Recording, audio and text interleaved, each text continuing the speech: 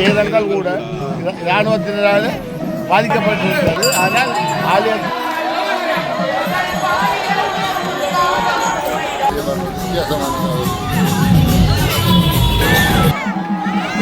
ஒரு 10 நிமிஷமா இந்த பேர் அதுலேயே நிற்கிது, அரங்கவே இல்லை.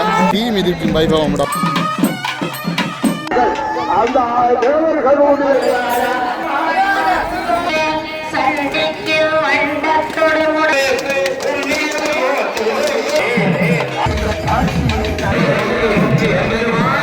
சிற்பத்தேரா தான் காட்சியளிக்கிற ஒரு சின்ன பிள்ளையவர் வந்து கொண்டிருக்கணும்.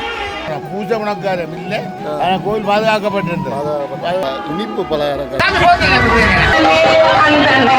மணிக்கு முரண்டியில் இருந்து போடப்பட்ட காவடி வந்து அனைத்து உறவுகளுக்கு அன்பு வணக்கம். நான் உங்கள் சக்தி, இது எஸ்கே தமிழ்கள். நாங்கள் இன்றைக்கி நிற்கிறோம் யாழ்ப்பாணத்தில் மாதகள் என்ற பகுதியில் நுணசை முருகன் ஆலயத்தில் தான் நிற்கிறோம். யாழ்ப்பாணத்திலே மிகவும் பிரசித்தமான முருகன் ஆலயங்களில் சன்னதி, நல்லூர், அந்த வகையில் இந்த நுணசை முருகனும் மிகவும் பிரசித்தமான ஆலயம். காரணம் என்னன்னு சொன்னால் காவடி கந்தன் என்று அழைக்கப்படுகிறது. அது பெருமையாக அழைக்கப்படுகிறது. காவடி கந்தன் என்று சொன்னால் நுணசை முருகனை தான் சொல்லிக்கணும். அந்த அளவுக்கு அதிகமான காவடிகள் இந்த நுணசை முருகனுக்கு ஒவ்வொரு வருடமும் வந்து கொண்டிருக்கும். அந்த வகையில் இந்த வருடம், அதாவது வித்தியாசமான புதிய காவடிகள் இங்கே வாரது. இந்த வருடமும் அப்படி அதிகமான காவடிகள் வந்திருக்கிறது. இங்கே தேர் திருவிழாவே கொஞ்சம் வித்தியாசமாக தான் நடக்கும். அதுகளையெல்லாம் நாங்கள் இன்றைக்கி காணொலியில் பார்க்க போகிறோம். மறக்காமல் புதுசாக யாராவது வந்திருந்தால் சப்ஸ்கிரைப் பண்ணி போட்டு பாருங்கள். இந்த வீடியோவை முழுசாக பாருங்கள். ஏன்னா நிறைய ஒரு புதுமையான விடயங்கள் இங்கே எல்லாம் நடக்கிறது. அதுகளையெல்லாம் நாங்கள் இந்த காணொலியில் பார்க்க போகிறோம். நாங்கள் வீடியோக்குள்ளே போகலாம்.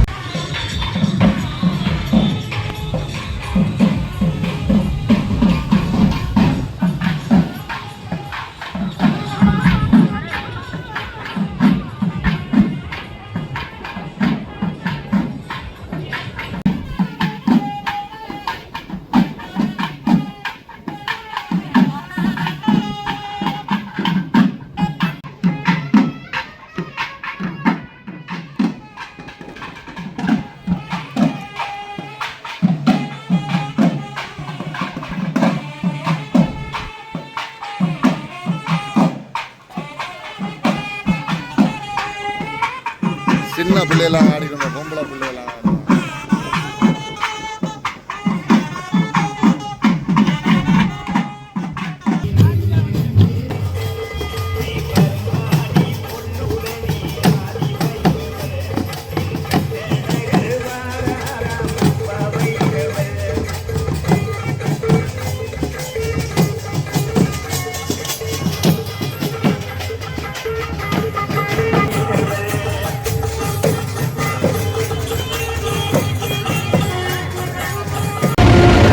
காவடி போய்க்கு வந்திருக்குது பாருங்க.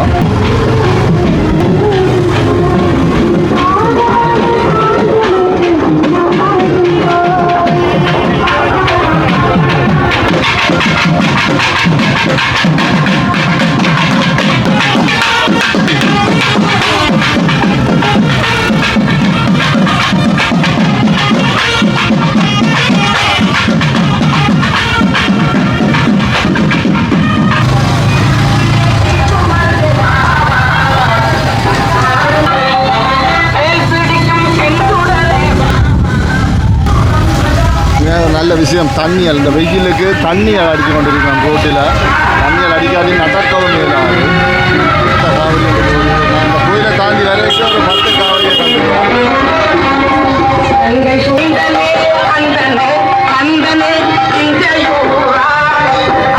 தண்ணி பந்தலில் பாருங்க. தாவசாந்த நிலையங்களில் சர்பத் கொடுத்து நெல்லை குடிச்சிட்டு போவோம். சர்பத்தை நம்ம குடிச்சு பார்ப்போம் என்ன மாதிரி இருக்குன்னு சொல்லி. தண்ணி விடாக்கு இந்த வெயிலுக்கு கட்டாயம் தேவை.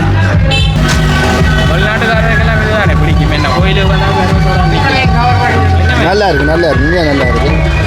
அந்த மாதிரி இருக்கு. நல்லா இருக்கு. களைச்சி போனீங்க போல.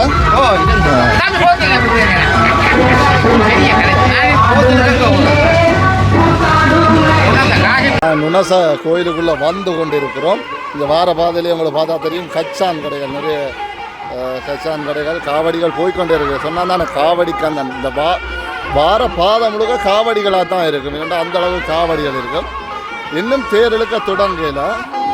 இதில் பார்த்தீங்கன்னா இனிப்பு பலகார கடைகள், அங்கே விளையாட்டு சாமான் எல்லாம் நாங்கள் திருவிழா உள்ளூர் கோயிலை போய் பார்த்துட்டு வந்து உள்ளூர் வெளியிலலாம் பார்ப்போம். இங்கே ஒரு தொட்டில் இருக்குது, சின்ன பிள்ளைங்க தொட்டில் காவடி சொன்னால் நான் பலதரப்பட்ட காவடிகள் வரும். இந்த வரையில் கத்தியில் இருந்து வந்து கொண்டிருக்கணும். அந்த கத்தி மேலே இருந்து ஒரு காவடி மாதிரி வந்து கொண்டிருக்கணும். முன்னுக்கு போகிற காவடி ஒரு சின்ன பிள்ளை, நான் நினைக்கிறேன் அவருக்கு ஒரு 15 வயசுக்குள்ளே தான் இருக்குன்னு நினைக்கிறேன். அவருக்கு முள்ளு குத்தி காவடி, ஒரு சின்ன பிள்ளை அவர்.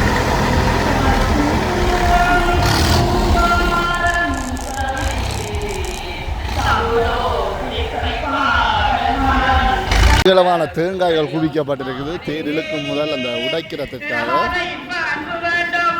தேரெல்லாம் பாருங்க தயாரான நிலையில் இருக்குது. அதிகளவான கோயில்களில் சிற்ப தேர் தான் இருக்குது. இந்த கோயிலுமே இவர் சிற்ப தேரானதை நாங்கள் பார்ப்போம்.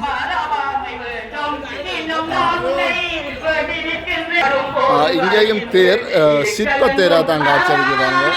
அழகான சிற்பங்கள் இங்கே செதுக்கி வைக்கப்பட்டிருக்கிறாங்க.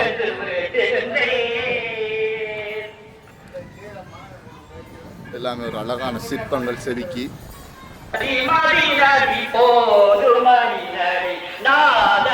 முருகன்ற சிற்பங்கள்லாம். ஆலயத்தின் வரலாறு கூறப்போனால் ஒரு கடம்பவரத்திலிருந்து ஆரம்பிக்கப்பட்ட வழிபாடு. இப்போது கோவிலம், மணிக்கூட்டு கோவிலங்கள், தூவிகள் இதனோடு பிரசித்தி பெற்ற கோயிலாக காணப்படுகிறது.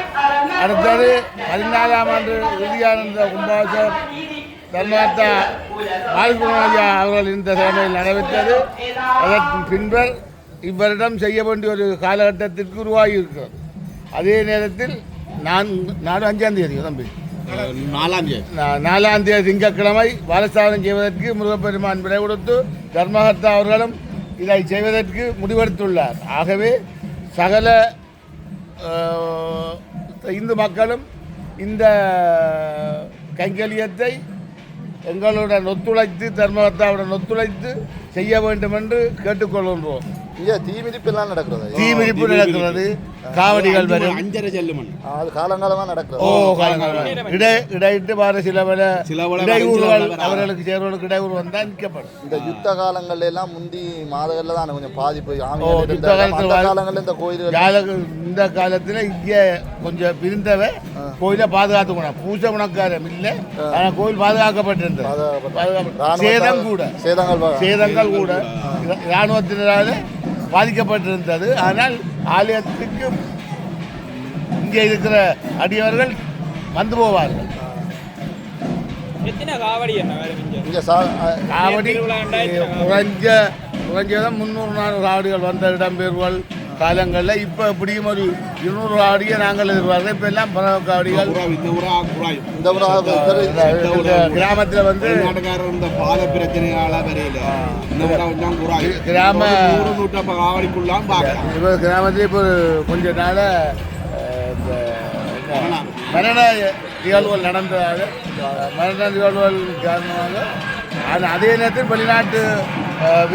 வெளிநாட்டுகள் இதுதான் பார்க்கக்கூடிய ஒரு சந்தர்ப்பம். இனி அடுத்த கும்பாபிஷேகம் நடக்குமோன்ற அளவுக்கு வந்து கொண்டிருக்கின்றார்கள். அதை பார்க்க வேண்டும், எடுக்க வேண்டும் என்று. ஆனால் முருகப்பெருமானும் விருப்பமும் எங்கள் விருப்பமும் 27ஆம் ஆண்டு கும்பாபிஷேகம் 27 தை கும்பாபிஷேகம் நடைபெற்று 27 சித்திரை தேர் ஓட வேண்டும் என்றது எங்களுடைய 199% நம்பிக்கையும் விருப்பம். இது காவடிகள் இங்கே ஊருக்கு மட்டும் இல்லை, பிரத்தியிலிருந்து முருகண்டியிலிருந்து ஒரு காவடி வந்து 1.5 மணிக்கு குத்துனது. 1.5 மணிக்கு முருகண்டியிலிருந்து போடப்பட்ட காவடி வந்து கொண்டிருக்கு ஆலயத்தை நோக்கி.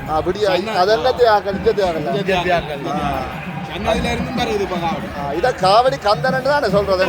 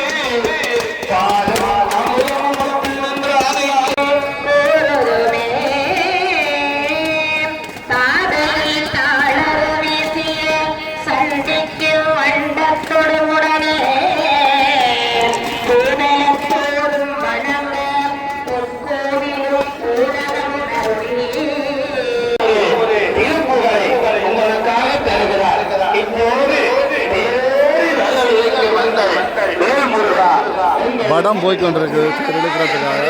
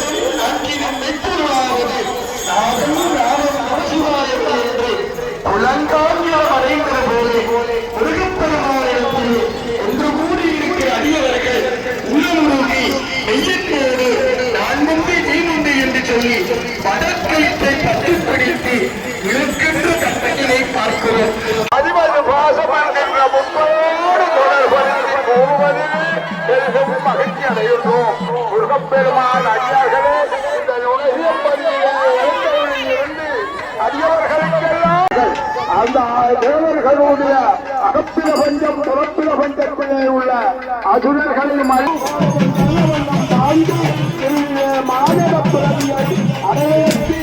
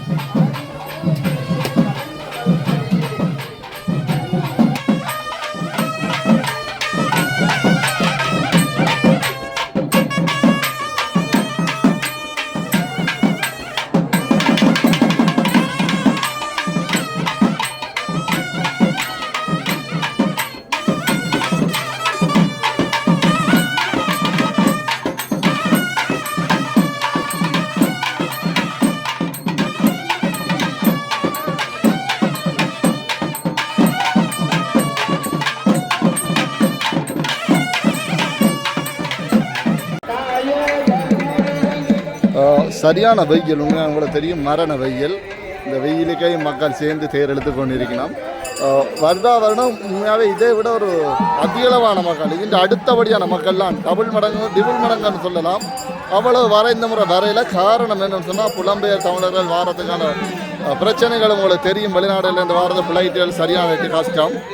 அதாலேயும் கூட இங்கே வரையில. மற்றது முதலே சொல்லியிருந்தார் ஒரு ஐயா, இங்கே மரணங்கள் கூட நிகழ்ந்ததால் இந்த முறை மக்கள் இங்கே இருக்கிற ஊர் மக்கள் வந்ததும் குறைவுன்னு சொல்லி.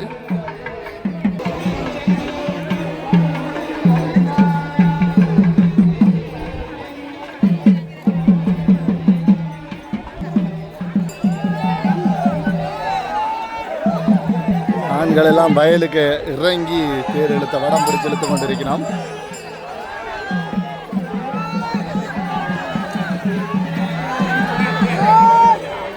பெண்கள் இங்கே நம் வீதியோரமாக இழுத்து கொண்டிருக்கிறோம்.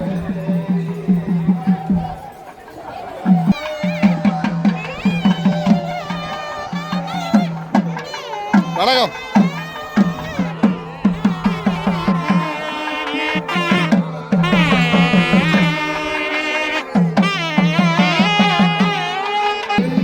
இதில் பார்த்தீங்கன்னா பின்னேரம் சொல்லி 6 மணி அளவில் தீ மிதிக்கும் வைபவம் இடம்பெறும்.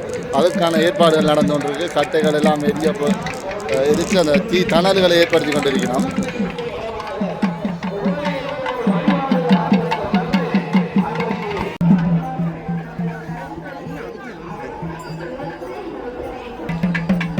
தண்ணி கொஞ்சம் கூட அடிச்சுட்டு நம்ம வெயில்னு சொல்லி அதால் தேர் கொஞ்சம் கீழே இறங்கிட்டு இழுக்க முடியாமல் சரியாக கஷ்டப்படினோம்.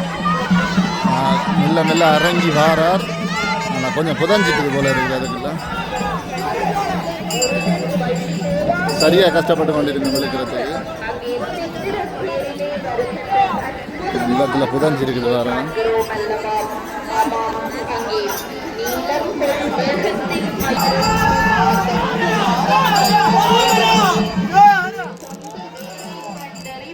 விழிக்கணும் இறங்குதே இல்லை.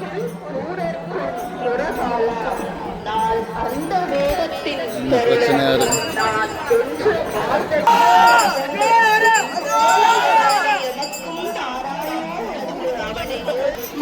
இந்த வருடம் காவடி கண்ணனுக்கு காவடிகளும் மிக மிக குறைவாக இருக்குது. சரியான குறைவு. ஒரு 10 காவடி தான் வந்திருக்கு. 100, 150, 200 காவடிகள் வர இடத்துல ஒரு 10 பறவை காவடி தான் வந்திருக்குது.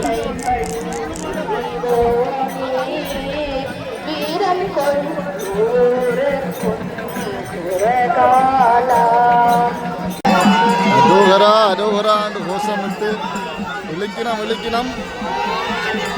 ஒரு 10 நிமிஷமா இந்த பேர் அதுலேயே நிற்கிது, அரங்கவே இல்லை.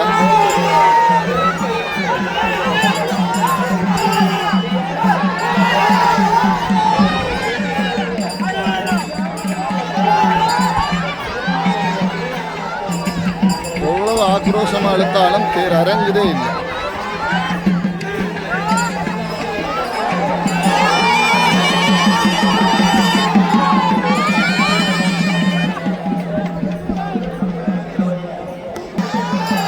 திருப்பியும் ஒரு முயற்சி செய்திருக்கிறோம். இது ஒரு 50வது முயற்சி. புது வழிகளில் இழுக்கிறோம். ஆனால் அரங்குதே இல்லை.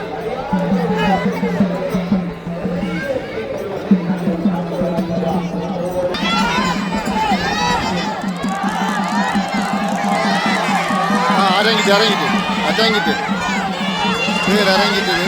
கொஞ்சம் முன்னுக்காக வந்துட்டு இழுத்தா வேற.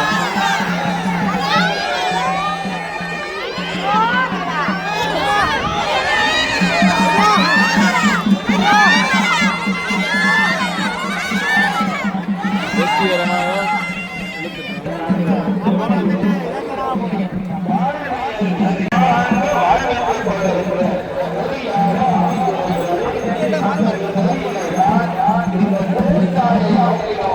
தேர் இழுக்கிறவைக்கு தாக சாந்தி செய்து கொண்டிருக்கிறார்.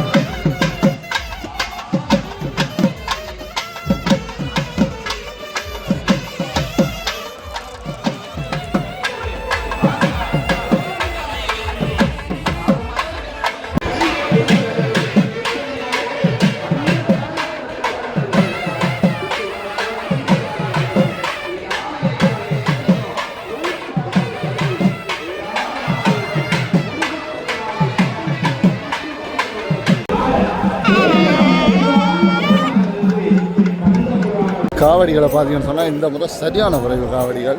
அதில் பார்த்தீங்கன்னா ஒரு சின்ன பிள்ளைன்ற ஒரு காவடி உண்டு. இங்கே பார்த்தீங்கன்னா நான் நினைக்கிறேன் தந்தையும் மகனும் போல், மேலே மகன் கீழே தந்தையா இல்லை அண்ணன் தம்பியாக தெரியல. அப்படி இங்கே பார்த்தீங்கன்னா கத்திகள், அதிகமான கத்திகளை முதியில் சுமந்த ஒரு காவடி உண்டு. தெரியும், கத்திகளை முதியில் ஊற்றிக்கணும். அப்படி நிறைய காவடி கத்தி மேலே இருந்து வரையினம்.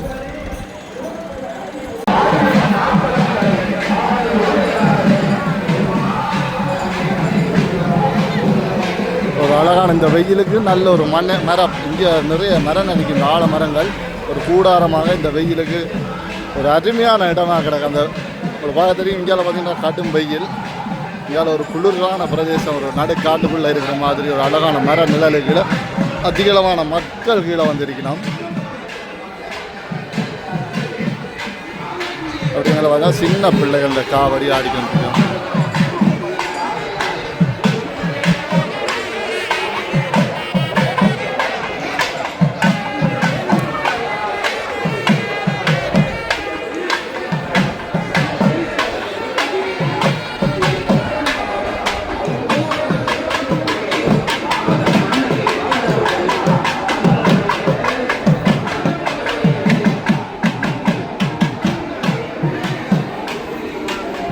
காவடிகள் மெல்ல மெல்ல வந்தோண்டே இருக்குது.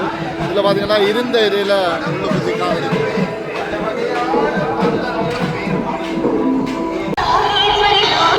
இதில் பார்த்தீங்கன்னா அதிகளவான முள்ளுக்குத்தி ஒரு காவடி சயன காவடி என்று போயிட்டு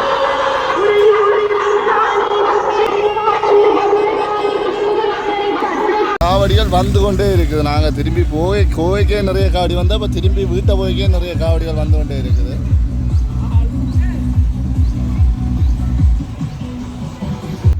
சரியான வெயிலில் கஷ்டப்பட்டு போய் கொண்டிருக்கிறோம். அடுத்த காவடி வந்து கொண்டிருக்கு. இது கத்தியில் இருந்து போகிறேன். காவடியை பார்க்க வித்தியாசமான காவடி.